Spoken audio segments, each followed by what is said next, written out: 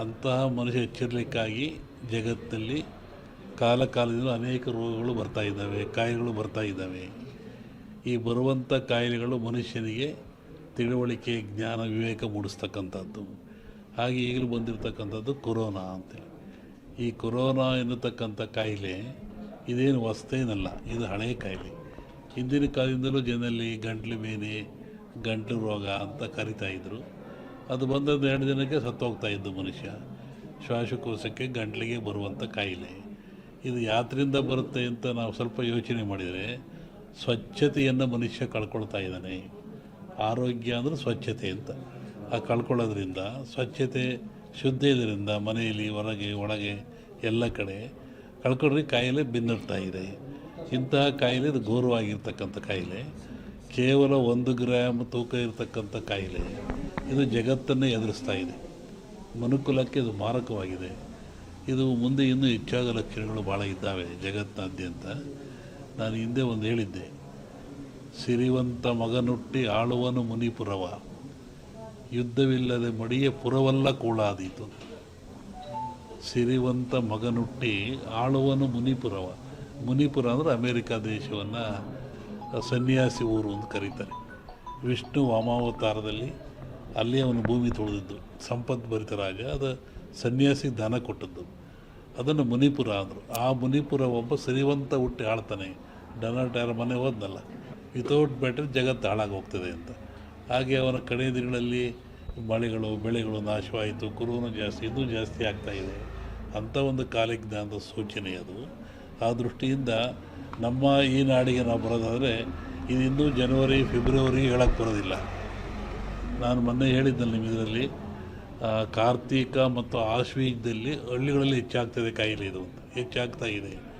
ಆಮೇಲೆ ಇನ್ನೂ ಮಳೆ ಬರೋ ಲಕ್ಷಣಗಳು ಭಾಳ ಇದ್ದಾವೆ. ಜನಗಳಲ್ಲಿ ಅಶಾಂತಿ ಆಗ್ತಕ್ಕಂಥದ್ದು ಲಕ್ಷಣಗಳಿದ್ದಾವೆ. ಏನು ಯುಗಾದಿ ಮೇಲೆ ಇದನ್ನು ನಿರ್ಣಯಿಸಬೇಕು ಏನು ಅಂತ. ನೆಕ್ಸ್ಟು ಇನ್ನೊಂದು ಸೆಕೆಂಡ್ ಟೈಪ್ ಇದೇ ಟರ್ನ್ ಆಗ್ತಾಯಿದೆ. ಟರ್ನ್ ಅಂದರೆ ಕಾಯಿಲೆ ವಾಯು ಬಗ್ಗೆ ಬರುವಂಥದ್ದು. ಈ ಕೊರೋನಾ ವಾಯುವಿಂದ ಬರೋದಲ್ಲ, ವಾಯು ಮಾಧ್ಯಮ ಅಲ್ಲ ಇದಕ್ಕೆ. ಕೊರೋನಾ ತೂಕವಾಗಿರುತ್ತಿದ್ದು, ತೂಕವಾಗಿರೋದ್ರಿಂದ ಕೆಮ್ಮಿದರೆ, ಕೆಕ್ಕಿಸಿದರೆ, ಉಗಿದ್ರೆ ಕಫ ಬಂದು ಆ ಕಫ ನಮ್ಮಲ್ಲಿ ಬರ್ತದೆ, ವೈರಸ್ಸು ಅಂತ. ಈಗ ನೆಕ್ಸ್ಟ್ ಇದು ಇನ್ನೊಂದು ಸ್ಟೆಪ್ ಏನೋ ವಾಯು, ಗಾಳಿಯಿಂದ ಬರುವಂಥದ್ದು. ಅದು ಬಂದು ಮಾನಸಿಕ ವಾಸ್ತೆ ತರುವಂಥ ಕಾಯಿಲೆ ಇದೆ. ಅದ್ರ ಬಗ್ಗೆ ಇನ್ನೂ ಒಂದು 2-3 ತಿಂಗಳು ಕಳೀಬೇಕು ಅದು ಅದರಲ್ಲಿ. ಅದು ಒಟ್ಟು ಮನುಷ್ಯ ಎಚ್ಚರವಾಗಿದ್ದು ಆರೋಗ್ಯ ಕಾಪಾಡ್ಕೊಂಡು ಸ್ವಚ್ಛತೆಯನ್ನು ಕಾಪಾಡ್ಕೋಬೇಕು ಮನುಷ್ಯ. ನೈರ್ಮಲ್ಯವನ್ನು ಕಾಪಾಡ್ಕೋಬೇಕು. ಅದು ಭಾಳ ಮುಖ್ಯವಾದ್ದು. ನಾವೇನು ಹೇಳಕ್ಕೆ ಅದ್ರ ಬಗ್ಗೆ ಅದು ಹಾಗೇನಿಲ್ಲ. ಮೊನ್ನೆ ಗ್ರಹಣಗಳು ಎಲ್ಲ ಬಂತಲ್ಲ, ಇದು ಭಾರತ ಕಂಡ ಜಗತ್ತಿನಾದ್ಯಂತ ಇದ್ರ ಭವಿಷ್ಯ ಅಂದರೆ ರಾಜಕೀಯ ವಿಪ್ಲವ ಅಂತದೆ. ಅಮೇರಿಕಾದಲ್ಲಾಯಿತು, ಮತ್ತು ಎಲ್ಲ ಕಡೆ ರಟ್ಲಾಗ್ತಾ ಇದೆಯಲ್ಲ, ಹಾಗೆ ಇಂಡಿಯಾನೂ ಸೇರಿದಂತೆ ಜಗತ್ತಿನಾದ್ಯಂತ ರಾಜಕೀಯ ವಿಪ್ಲವ ಆಗ್ತದೆ, ಏರಿಳಿತ ಆಗ್ತದೆ ಅಂತ ಒಂದು ಮಾತಿದೆ ಅದರಲ್ಲಿ. ಅದು ಗ್ರಹಣಗಳು ಫಲದಿಂದ. ಅದಿನ್ನೂ ಡಿಸೆಂಬರ್, ಇನ್ನೂ ಒಂದು ಜನವರಿ ಒಳಗೆ ಟೈಮ್ ಇದೆ ಅದಕ್ಕೆಲ್ಲ. ಒಬ್ಬರು ವಿಷಯ ನಾನು ಹೇಳಲ್ಲ, ಜಗತ್ತು ರಾಜಕೀಯ ವರ್ಗದ ಬಗ್ಗೆ ವಿಪ್ಲವ ಅಂತ ಹೇಳ್ತಾರೆ.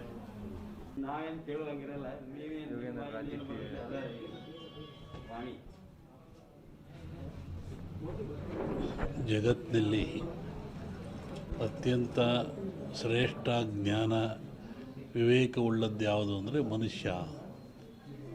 ಮನುಷ್ಯನಿಗೆ ಬುದ್ಧಿ ಇದೆ, ಜ್ಞಾನ ಇದೆ, ತಿಳುವಳಿಕೆ ಇದೆ ಅಂತ ಹೇಳ್ತಾರೆ. ಅಂಥ ಮನುಷ್ಯ ಆಗಾಗ ಅಜ್ಞಾನಕ್ಕೊಳಪಟ್ಟರೆ, ಅವಿವೇಕಕ್ಕೊಳಪಟ್ಟರೆ, ತನ್ನ ಆಚಾರ ವಿಚಾರಗಳನ್ನು ಕಳ್ಕೊಂಡ್ರೆ, ಅಂತಹ ಮನುಷ್ಯ ಎಚ್ಚರಿಕೆಗಾಗಿ ಜಗತ್ತಿನಲ್ಲಿ ಕಾಲದಿಂದ ಅನೇಕ ರೋಗಗಳು ಬರ್ತಾ ಇದ್ದಾವೆ, ಕಾಯಿಲೆಗಳು ಬರ್ತಾ ಇದ್ದಾವೆ. ಈ ಬರುವಂಥ ಕಾಯಿಲೆಗಳು ಮನುಷ್ಯನಿಗೆ ತಿಳುವಳಿಕೆ, ಜ್ಞಾನ, ವಿವೇಕ ಮೂಡಿಸ್ತಕ್ಕಂಥದ್ದು.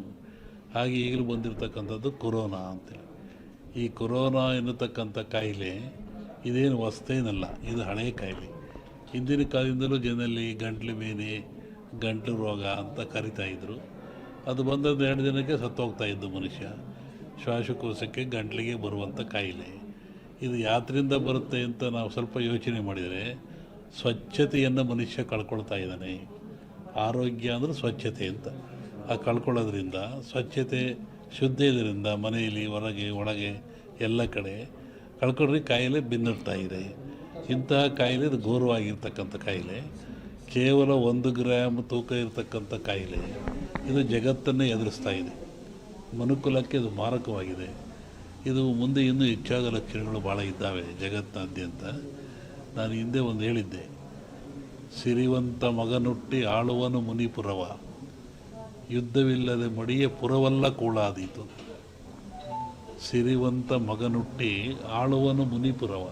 ಮುನಿಪುರ ಅಂದರೆ ಅಮೇರಿಕಾ ದೇಶವನ್ನು ಸನ್ಯಾಸಿ ಊರು ಅಂತ ಕರೀತಾರೆ. ವಿಷ್ಣು ವಾಮಾವತಾರದಲ್ಲಿ ಅಲ್ಲಿ ಅವನು ಭೂಮಿ ತುಳಿದಿದ್ದು, ಸಂಪದ್ಭರಿತ ರಾಜ, ಅದು ಸನ್ಯಾಸಿ ದಾನ ಕೊಟ್ಟದ್ದು, ಅದನ್ನು ಮುನಿಪುರ ಅಂದರು. ಆ ಮುನಿಪುರ ಒಬ್ಬ ಸಿರಿವಂತ ಹುಟ್ಟಿ ಆಳ್ತಾನೆ. ಡೊನಾಲ್ಡ್ ಯಾರ ಮನೆ ಹೋದ. ನೀವು ಬಿಡಿಸಿಕೊಳ್ಳೋದು ಸುಲಭವಲ್ಲ. ಮುಂದಿನ ವಿಚಾರವನ್ನು ಯುಗಾದಿ ಮೇಲೆ ಹೇಳ್ತೀನಿ. ಹಾಗಾಗಿ ಒಂದು ಭವಿಷ್ಯದ ಚಿಂತನೆ ಏನು ಅಂದರೆ, ನಮ್ಮಲ್ಲಿ 2 ಭಾಗ ಮಾಡ್ತಾರೆ.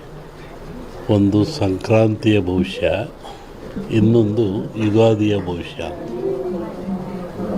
ಸಂಕ್ರಾಂತಿಯ ಭವಿಷ್ಯ ರಾಜರಿಗೆ, ಮಹಾರಾಜರುಗಳಿಗೆ, ದೊಡ್ಡ ದೊಡ್ಡ ವ್ಯಾಪಾರಸ್ಥರಿಗೆ ಮತ್ತು ಅನೇಕ ಘಟನೆಗಳು ಬರುವಂಥದ್ದು ಸಂಕ್ರಾಂತಿ ಪುರುಷನ ಮೇಲೆ ಹೇಳುವಂಥದ್ದು. ಇದು ಯುಗಾದಿ ಮೇಲೆ ಬರುವದ್ದು ಯಾವುದು ಅಂದರೆ ಚಂದ್ರಮಾನ ಯುಗಾದಿ. ಚಂದ್ರನನ್ನು ಆಧಾರವಾಗಿರಿಸಿಕೊಂಡು ಮಳೆ ಬೆಳೆ, ನಾಡಿನ ಸುಭಿಕ್ಷತೆ, ಆಗುಹೋಗುಗಳು, ರಾಜರು, ಆಳ್ವಿಕೆಗಳು, ಅವಘಡಗಳು, ದುಃಖ ದುಮ್ಮಾನಗಳು, ಸಂತೋಷಗಳು, ಇದ್ರ ಮೇಲೆ ಹೇಳುವಂಥದ್ದು ಯುಗಾದಿಯ ಸಂವತ್ಸರ ಫಲ ಅಂತ.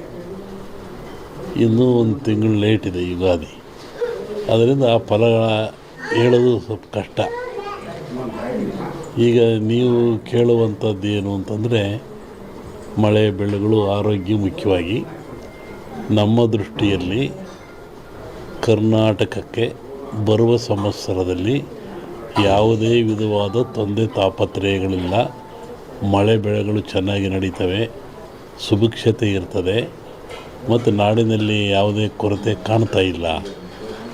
ಯುಗಾದಿಯ ನಂತರ ಕರ್ನಾಟಕದ ಬಗ್ಗೆ ಮತ್ತು ಜಾಗತಿಕ ಬಗ್ಗೆ ಭಾಳ ಅಜಾಗರೂಕತೆ ಇದೆ, ತೊಂದರೆ ಇದೆ. ಹೋದ ವರ್ಷಕ್ಕಿಂತಲೂ ಹೆಚ್ಚಿನ ಭೀಕರತೆ ಕಾಡುವ ಲಕ್ಷಣ ಇದೆ. ಅದನ್ನು ಯುಗಾದಿ ನಂತರ ಹೇಳ್ತೀನಿ. ಇತ್ತೀಚಿನ ದಿನಗಳಲ್ಲಿ ಎಲ್ಲರೂ ನೋಡಿದಂಗೆ ಭೂಕಂಪಗಳು ಹೆಚ್ಚಾಗ್ತಾ ಇದ್ದಾವೆ.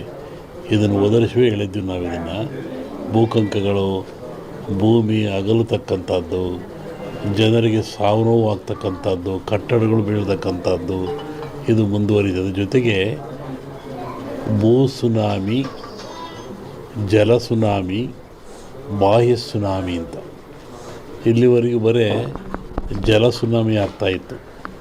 ಸಮುದ್ರದಲ್ಲಿ, ಸಾಗರದಲ್ಲಿ ಸುನಾಮಿ ಬಂದು ತೊಂದರೆ ಆಗ್ತಾಯಿತ್ತು. ಈ ಸತಿ ಭೂ ಸುನಾಮಿನೂ ಇದೆ.